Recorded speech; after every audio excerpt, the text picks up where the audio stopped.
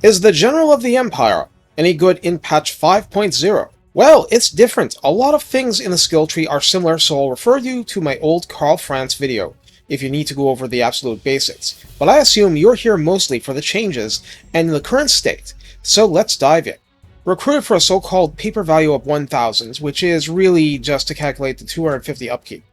Because I'm pretty sure it's 600 in reality, you get a General with 4,068 health on Ultra. Armor is 85, and new to this version is a silver grade shield blocking 55% of small arms fire, which finally, after so much suffering, drags the General in line with the lords of other factions with similar arrangements, and makes him clearly better than the Empire Captain in blocking stuff. Missile resistance is 15% base. Leadership starts at 70, speed 34, melee attack starts at 55 with an attack interval of 4, medium splash target size, and a maximum of targets damaged by a splash of 8 entities. In other words, you're getting a slight improvement over the Empire Captain here.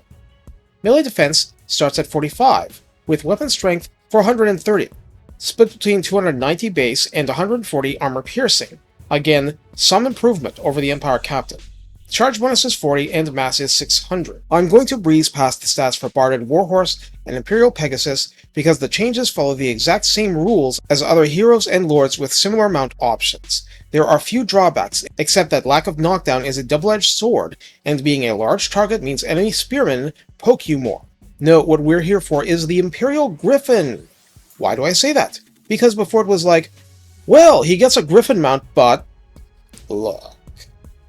Griffins were pretty good before, and getting any flying monster mount is a big deal, and in fact the defining strength of the General of the Empire. The Archlector doesn't get this. The Huntsman General doesn't get this. Gelt doesn't get this. Volkmar doesn't get this, so it's a big deal. And more to the point, as long predicted but finally here, Griffins got a global buff, basically more hit points. So Louis, Eltharion, yes, the Griffin love affects a bunch of the franchise, and was badly needed.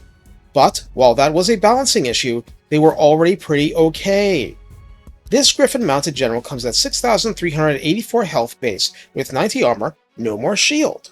Same missile resistance. Leadership 70, speed 90 in the air, charge speed 95, melee attack base goes down to 47 with attack interval 4, splash target size of large, same 8 max targets damaged. Melee defense drops to 30 base. By this point, you either have points in the yellow line, or you just deal with it. Weapon strength starts at 450 now, split between 160 base and 290 armor piercing, which means this just became an armor piercing lord, which is a big deal because Empire tends to lack that. Charge bonus is 70 base, and mass is 2300. The Griffin is a siege attacker, causes fear and terror, and has Blood Roar, which reduces leadership by 8 in a 35-meter radius. Now, this isn't fear or terror, so immunity to psychology won't apply to this, a factor in fighting undead forces or demons. Since the unit causes fear and terror, it is immune to both, so no worries there. For the skill tree, the thing is, I won't spend any time on most of the bottom stuff. The blue line looks 100% unchanged, the red line seems to have merely shifted around where Empire Knights go in order to clean things up, plus adding references to the new land ship. This is really minor stuff. The yellow line is straight up Carl France style. No, we're here for the new stuff. Brass lungs for 25% leadership aura size and hold the line, available right away at rank 2, rather than rank 6 for Empire Captains. That's not new, but I won't ignore it. Mark of Hish gives 10% spell resistance. Available at rank 12, there are 2 mutually exclusive lines to go over. The Drill Instructor line, starting with Drill Instructor, has plus 20% unit experience in the entire Lord's army, and minus 15% fatigue buildup in battle. Steam Tanks lost Perfect Vigor, so I'm noting anything that helps fatigue army-wide, and this should stack with the Witch Hunter passive if that's available. Same buffs don't stack, different ones do is the general rule, although in this case I'm still investigating whether the Witch Hunter one stacks with itself with more Witch Hunters. Leading the Charge, available after that, as plus 8% campaign movement range, plus 10% speed for all cavalry units in your army, and plus 10 charge bonus, flat for cavalry as a bonus. Statesman adds plus 5% casualty replenishment, gives you minus 10% recruitment cost, and adds plus 1 to local recruitment capacity. Just being somewhere not in the blue line makes this really, really good, either allowing you to create a super recruiter, or just making a combat-focused lord pretty good at it. Leader of Men gives -5% upkeep and +6 leadership to all units in the army. Now, the General of the Empire functions as a real general, a mini France out there to chew bubblegum and smite chaos. In the other set of options, Imperial Training grants +7 melee attack, +7 melee defense, and +20 versus infantry, which are straight improvements to what the Imperial Captain can get. Survival Instincts grants +20% casualty replenishment for the Lord, meaning end turn healing when healing is available.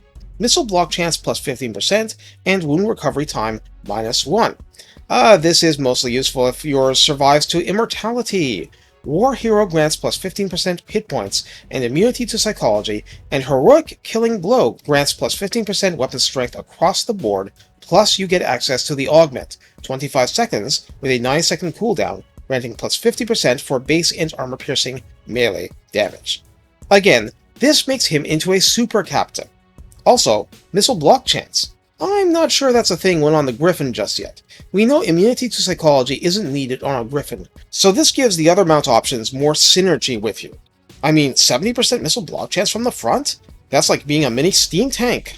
Like with the Empire Captain, the General got a dose of identity, and you, the player, are in charge of choosing which side of the coin yours takes after. Either way, it's a lot of help. Either way, the mounts are solid options. Either way, the Griffin got buffed, and possible availability of lots of Elector Count Runefangs and other weapons just from playing the campaign gives wide variation to make your General of the Empire good, including Confederated Lords, potentially, now that reviving Elector Counts isn't the same kind of Imperial Authority death trap it used to be. As for how you use the General beyond that, well, you use him wherever he's needed most. Battles can be frantic, and rushing to the sound of the guns and the screams of the dying is pretty much your full-time job as a melee lord. Once you get flying, you're both attacker and defender, artillery goalkeeper, and shaman smiter. Just remember the Griffin turns into an armor-piercing menace, and the Empire characters don't have easy access to that. It is precious, treat it as such. Take care, and have fun bringing faith and steel to Sigmar's foes.